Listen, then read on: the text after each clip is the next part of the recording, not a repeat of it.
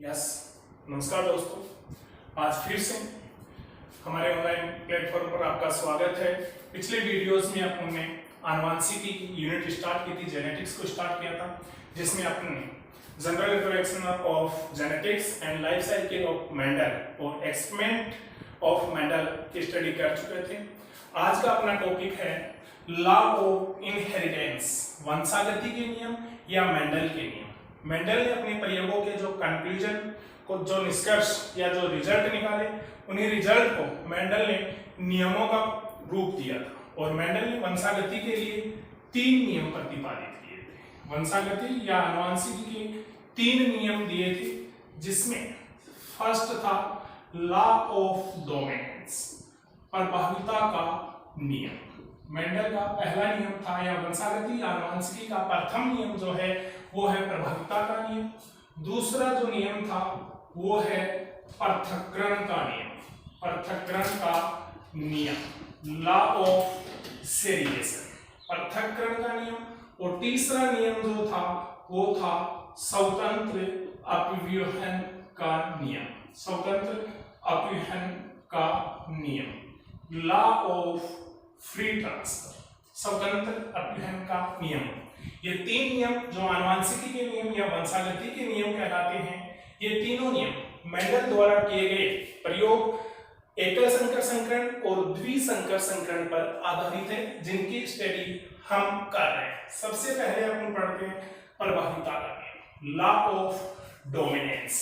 और प्रभाविता का नियम जो है मेंडल द्वारा किए गए एकल संकर संकरण के प्रयोग पर आधारित है, एकल संकर संकरण के प्रयोग पर आधारित है, मोनोहाइब्रिड क्रॉस। और मेंडल ने मोनोहाइब्रिड क्रॉस में शुद्ध लंबे पादप का संकरण शुद्ध बौने पादप के साथ अर्थात शुद्ध जनकों का क्रॉस उसने आपस में करवाया एवं F1 पीढ़ी में उसने विषम युग्मजीय अवस्था में F1 पीढ़ी प्राप्त की। अर्थात जब शुद्ध जनकों के बीच क्रॉस करवाया जाता है तो F1 पीढ़ी में विषम युग्मजीय संतानें प्राप्त होती है, जिसमें केवल और केवल परभावी लक्षण प्रदर्शित होते हैं, परभावी लक्षण प्रदर्शित होते हैं।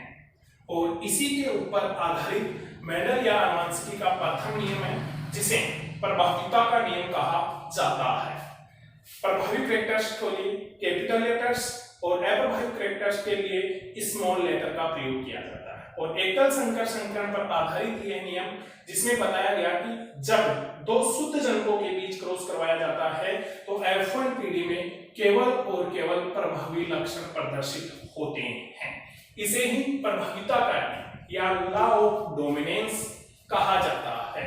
अर्थात जब शुद्ध लंबे व शुद्ध बौने या प्रभावी व अप्रभावी लक्षण के बीच क्रॉस करवाया जाता है तो F1 पीढ़ी में केवल और केवल प्रभावी लक्षण ही प्रदर्शित होते हैं। इसे ही कहा जाता है एकल संकर संकरण। अर्थात मेंडल का या वंशागति का प्रभाविता का जो नियम है एकल संकर संकरण के प्रयोग की F1 पीढ़ी पर आधारित है। और यह सबसे ज्यादा विवादास्पद नियम है, जिसके 2 अपवाद हैं। अनेक बार यहाँ से क्वेश्चन पूछा गया है। निम्न में से प्रभाविता के नियम का अपवाद है, जिसमें पहला अपवाद है अपूर्ण प्रभाविता, इनकम्प्लीट डोमिनेंस, अपूर्ण प्रभाविता। और दूसरा एक्सेप्शन अपवाद है सह प्रभाविता, सह प्रभाविता, कोडोमिनेंस, जिनकी अपन को डिटेल स्टडी पढ़नी होती है। इस प्रकार से वंशागति आनुवंशिकी का पहला नियम प्रभाविता का नियम अर्थात एकल संकर संकरण या मेंडल के प्रयोग के आधार पर जब शुद्ध जनकों के बीच क्रॉस करवाया जाता है तो F1 पीढ़ी में केवल और केवल प्रभावी लक्षण प्रदर्शित होते हैं, जिसके 2 अपवाद है इनकम्प्लीट डोमिनेंस एंड कोडोमिनेंस, सह प्रभाविता। इसके पश्चात दूसरा नियम आया लॉ ऑफ सेग्रीगेशन, पृथक्करण का नियम। और पृथक्करण का नियम भी मेंडल के एकल संकर संकरण पर आधारित था, एकल संकर संकरण पर आधारित था। मेंडल ने कहा कि जब शुद्ध जनकों के बीच में क्रॉस करवाया जाता है तो F1 पीढ़ी में प्रभावी लक्षण प्रदर्शित होते हैं, और इसके पश्चात जब युग्मक का सेग्रीगेशन होता है अर्थात युग्मक निर्माण की क्रिया होती है तो दोनों युग्मक स्वतंत्र रूप से यादृच्छिक गति करते हुए अलग अलग युग्मक बनाते हैं। अर्थात लॉ ऑफ सेग्रीगेशन के अकॉर्डिंग हम कह सकते हैं कि प्रत्येक युग्मक अपने लक्षण के लिए विशिष्ट होता है, इसीलिए पृथक्करण के नियम को शुद्धता का नियम भी कहा जाता है। लॉ ऑफ प्योरिटी, शुद्धता का नियम भी कहा जाता है। इस प्रकार से मेंडल ने पहला या आनुवंशिकी का पहला नियम प्रभाविता का नियम और दूसरा नियम है पृथक्करण का नियम, जिसे शुद्धता का नियम भी कहा जाता है। शुद्धता के नियम के अनुसार युग्मक निर्माण की क्रिया में दोनों युग्मक स्वतंत्र रूप से एक दूसरे से अलग होते हैं तथा अपने लक्षणों के लिए विशिष्ट होते हैं, जिसे ही शुद्धता का नियम कहा जाता है। और ये दोनों नियम जो कि आनुवंशिकी के नियम है मेंडल के एकल संकर संकरण पर आधारित हैं और पृथक्करण का नियम अपवाद रहित नियम है। तीसरा नियम जो वंशागति आनुवंशिकी का आता है वो है स्वतंत्र अपव्ययन का नियम, लॉ ऑफ फ्री ट्रांसफर। और लॉ ऑफ फ्री ट्रांसफर द्विसंकर संकरण डाई हाइब्रिड क्रॉस पर आधारित है। द्विसंकर संकरण के अनुसार जब दो या दो से अधिक लक्षणों की वंशागति का एक साथ अध्ययन किया जाता है तो F2PD में अनेक प्रकार के लक्षण प्रारूप व जीन प्रारूप प्राप्त होते हैं। अर्थात स्वतंत्र अपव्ययन के नियम के अनुसार जब दो या दो से अधिक लक्षणों की वंशागति का एक साथ अध्ययन किया जाता है तो एक लक्षण की वंशागति दूसरे लक्षण की वंशागति से प्रभावित नहीं होती और वो स्वतंत्र रूप से संततियों में ट्रांसफर या स्थानांतरित होते हैं। एवं इस नियम का जो अपवाद है अपने सिलेबस में वो है सहलगनता, जिसकी स्टडी भी अपन आगे के वीडियोज में करेंगे। इस प्रकार से मेंडल द्वारा वंशागति के या आनुवंशिकी के 3 नियम दिए गए, जिसमें प्रभाविता का नियम, पृथक्करण का नियम और स्वतंत्र अपव्ययन का नियम है। कुछ बुक्स में पृथक्करण के नियम को मेंडल का प्रथम नियम और स्वतंत्र अपव्ययन के नियम को मेंडल का द्वितीय नियम भी कहा जाता है। ये थे आनुवंशिकी या वंशागति के नियम। आनुवंशिकी या वंशागति के नियम को पढ़ने के पश्चात हम अपूर्ण प्रभाविता, सहप्रभाविता एवं सहलगनता की भी स्टडी करेंगे।